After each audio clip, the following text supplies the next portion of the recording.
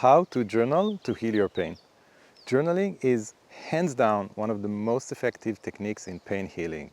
In 20 years as a medical doctor, I've seen many people get unstuck and experience immense breakthroughs in their healing journeys. And contrary to what many people believe, you don't even need to like writing in order to make the most out of it. In today's video, I'll walk you through 3 different variations so you can pick the one most fitting to you. I'll show you when and how to use it, and I'll also share 2 invaluable tips that can help you make the most out of this practice. So first, I want to deliver on the promise, how to do it even if you don't like writing. In the past, the more classical ways to journal were either with a pen and paper or more recently on a computer, right? But with technology, nowadays we also have the possibility of journaling through recording yourself with audio, or even doing a vlog, recording yourself on video, on camera. All these ways will reach the same effect. They will endow you with the same benefits. It's the same practice in different variations. So even if you have dyslexia or you don't like writing, you can use one of the other ways to journal. Before we dive into the technique itself, it's important to avoid a very common mistake. This is something that many people get really wrong. Journaling is not meant to serve as psychotherapy. This is not like deep digging, it's not deep going. This is not the purpose of it. And we also want to avoid of flooding your emotional system with too many things that come up through this process. So we want first to frame it in the correct way. It's not psychotherapy. Its purpose is to release you from day-to-day tension and also to encourage you.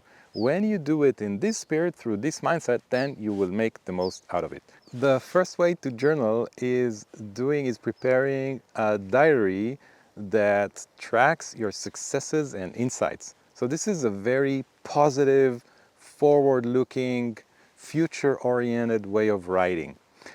Before you start writing, connect to the image of yourself in a year, 2 years, 5 years, and see yourself completely healthy. And now, out of this visualization of the future, choose a title for this journal that will represent how you're going to feel in this future. What you do with this kind of journal, the successes and insight diary, you want to track every insight you have. You want to track your small successes, even if you manage to do something small. Tiny success, just write it down, document everything.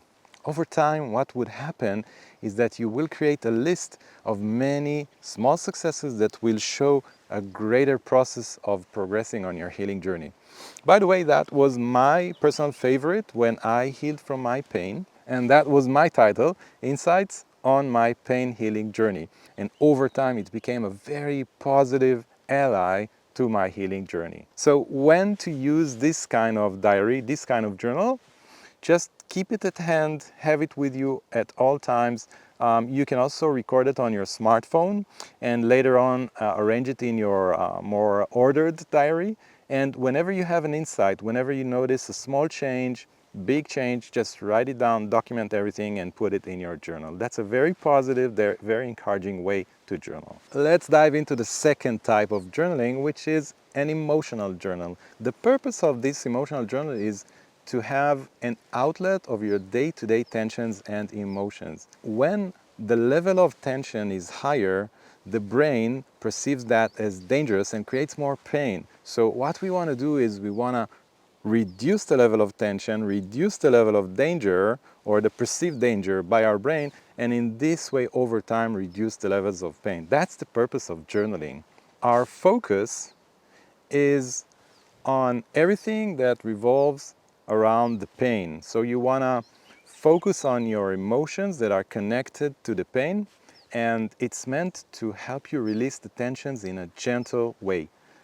This is a free stream of consciousness way of writing. There are no rules. You simply allot 15 minutes every day, either first thing in the morning or at evening time after all your daily chores are over and you have some time for yourself.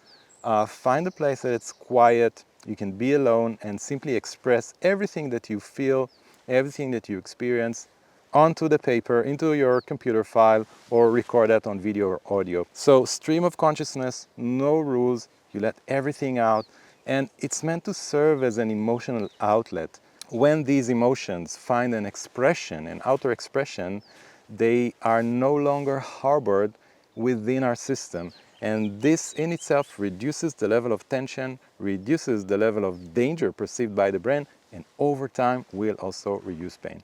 I've seen many people that improved dramatically using this type of journaling. And a quick note, if this video resonates with you, don't forget to subscribe to the channel so you can watch more videos like that. The third type of journaling is somewhat similar to the second type, but works a bit different. The second type is the stream of consciousness. There are no rules and no limitations besides the time you allot to it, which is anything in between 15 and 20 minutes. The third type is a structured way to journal. Here again, we allot the same amount of time, preferably 15 minutes, maybe 20 minutes if you feel comfortable with that. And we go over specific questions. We sift through our life, we sift through our day, and ask ourselves those specific questions. How did my body feel today? What were my emotions today? What were my thoughts today? What did I notice in my mindset? Did I have any successes, any insights? And how were my actions, my ability to act and go about my day-to-day activities was today? So we go over these categories, and for each category we write everything that we've experienced throughout the day or the day before if we do it in the morning.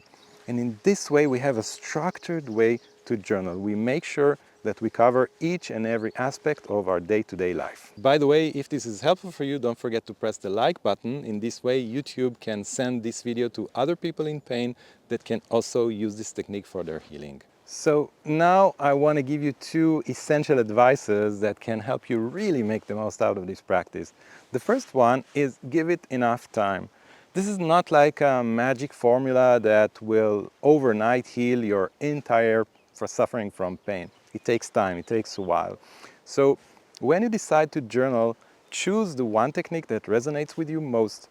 Go with it for at least a week, see how it feels. If needed, you can also alternate. You can change between the different techniques so that it really fits your current situation each and every week. And do it for at least 3 weeks in a row. After 3 weeks, you will be able to start noticing the changes. Usually they are reduced levels of tension, sense of relaxation, because your emotions are more regulated. They're regulated on a day-to-day basis, and a general sense of improvement. If you experience that, then that's your green light and you can continue journaling daily for longer periods of time. The second thing is something that many people with chronic pain and many therapists also get wrong. They don't understand that they're doing this mistake. When you hear about a new technique, you try it out, you focus your entire attention on it, and you think that this is going to be like a sort of a magic pill. But in reality, healing from pain doesn't happen like that. In order for you to heal, you wanna create a set of practices that work synergistically together. For instance, it could be journaling plus another technique, plus a third technique, plus a fourth. And usually people need around 5 to 6 techniques that they use simultaneously, integrate them into their daily life, and use them for longer periods of time. After covering the journaling technique, you can learn another technique that is very simple and very powerful that you can add to it. Watch this video here, it will walk you through the Talk to Your Brain technique.